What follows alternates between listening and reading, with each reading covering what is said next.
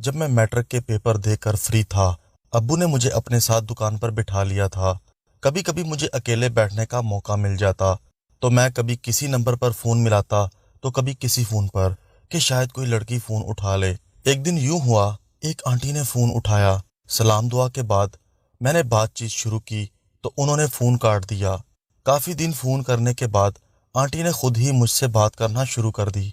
फिर उन्होंने अपने बारे में बताया कि वो सदर में रहती हैं, इनके 3 बच्चे हैं, एक 13 साल का बेटा और एक 10 साल की बेटी। एक बेटा 3 साल का था। इनका शौहर ड्राइवर था और 4 दिन के बाद घर आता था। आंटी घर पर अकेली होती थी। फिर आंटी से बातचीत होती रहती। आंटी ने मुझसे कहा कि वो मुझे देखना चाहती हैं।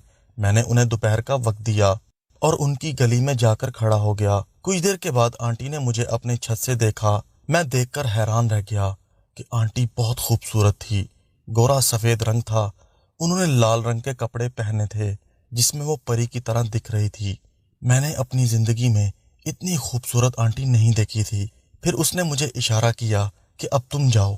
इस तरह से मैं 3-4 दफा गया। मैंने आंटी से कहा कि मैं आपसे मिलना चाहता हूँ। आंटी ने इनकार कर दिया कि मोहल्ले वालों ने देख लिया तो उनकी बदनामी हो जाएगी, क्योंकि आंटी एक पर्दादार औरत थी। वो बुर्का करके घर से निकलती थी। एक दिन मैंने जिद की तो आंटी मान गई। उन्होंने मुझे शाम का टाइम दिया और कहा कि जब तक मैं ना कहूँ अंदर मत आना। फिर एक दिन मैं आंटी के घर गया तो आंटी सीढ़ियाँ उतरकर नीचे आ गई। उन्होंने गली में झांक कर देखा। किसी को ना पाकर उन्होंने मुझे अंदर आने का इशारा किया तो मैं अंदर चला गया। एक बात आपको बताता चलूं कि आंटी अपने शौहर के 3-4 दिन बाद आने की वजह से भी अकेली तड़पती रहती थी। ये बात मुझे बाद में पता चली। आंटी मुझे अपने कमरे में ले गईं। इनका बेटा सो रहा था और बेटी दूसरे कमरे में टीवी देख रही थी। आंटी मेरे पास बैठकर बातें करने लगी। मैं आंटी का भारी वजूद देखकर पागल हो रहा था। आंटी मुझे देख देख कर अपने होंठ मुंह में ले रही थी। आंटी काफी खौफजदा थी क्योंकि उन्होंने पहली बार किसी मर्द को अपने घर बुलाया था, और वो भी 20 साल के जवान लड़के को। बातचीत के दौरान मैंने आंटी का हाथ पकड़ा तो आंटी ने फौरन अपना हाथ छुड़ा लिया। फिर कुछ देर के बाद मैंने दोबारा आंटी का हाथ पकड़ा तो इस बार उन्होंने नहीं छुड़वाया। मैं इनका हाथ पकड़कर दबाने लगा। उनका हाथ बहुत नरम था। आंटी का मुलायम और नरम नरम हाथ पकड़कर मेरे अंदर सनसनी होने लगी और मैं बेचैन होने लगा। मगर आंटी ने कहा कि अब तुम जाओ, मैं तुम्हें फिर बुलाऊंगी। मैं वापस आने लगा तो आंटी मेरे आगे थीं।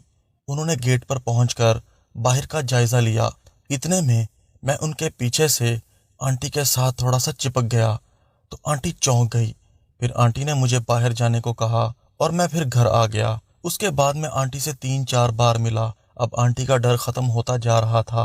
वो मुझसे हमेशा कहती थी कि मैं एक शरीफ औरत हूँ, तुम मुझे बदनाम तो नहीं कराओगे ना, वैसे भी तुम मुझसे काफी छोटे हो। अब आंटी को यकीन हो गया था कि मैं उनको किसी किस्म का नुकसान नहीं पहुंचाऊंगा। आंटी का घर हमारे घर के करीब ही था। इस दौरान रमजान शरीफ आ गया और सर्दियों का स्टार्ट शुरू हो गया। सर्दियों में शाम को ही गली में वीरानी शुरू हो जाती थी। आंटी की गली भी एक छोटी सी गली थी और वहां पर कोई भी नहीं होता था। फिर एक दिन मुझे आंटी ने अपने घर बुलाया और बताया कि उनका शौहर कल शाम को घर आएगा, तुम रोजा के बाद मेरे घर आ जाना। तो मैं उनके घर चला गया।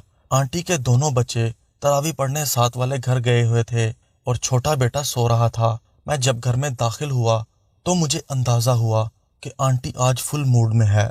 हम बेडरूम में आकर बैठ गए। आंटी बेड के ऊपर टांगे करके बैठ गई और मैं आंटी के करीब बैठ गया।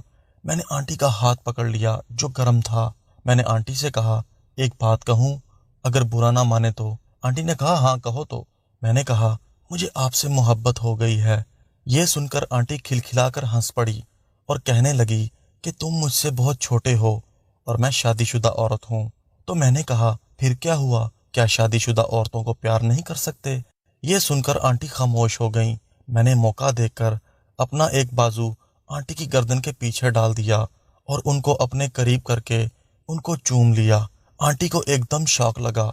वो मेरी तरफ हैरानी से देखने लगी और कहने लगी, क्या सचमुच तुम मुझसे बहुत प्यार करते हो? मैंने कहा, हाँ। ये कहकर मैंने फिर से उन्हें चूमना शुरू कर दिया। ये मेरा पहला मौका था किसी के साथ प्यार करने का। मैंने आंटी को बाहों में भरकर दीवाना वार चूमना शुरू कर दिया। आंटी मदहोशी में पागल हो रही थी। फिर मैंने आंटी की कमीज उतारनी चाही तो आंटी ने मुझे रोक दिया, लेकिन मेरे इसरार पर उन्होंने कमीज ऊपर कर दी। आंटी का भी मजे से बुरा हाल था। फिर मैंने आंटी के मना करने के बावजूद उनकी पूरी कमीज उतार दी। फिर जब बाकी की शलवार उतारने लगा तो आंटी ने मुझे मना कर दिया। तो मैं आंटी से कहने लगा, प्लीज़ एक बार से कुछ नहीं होगा।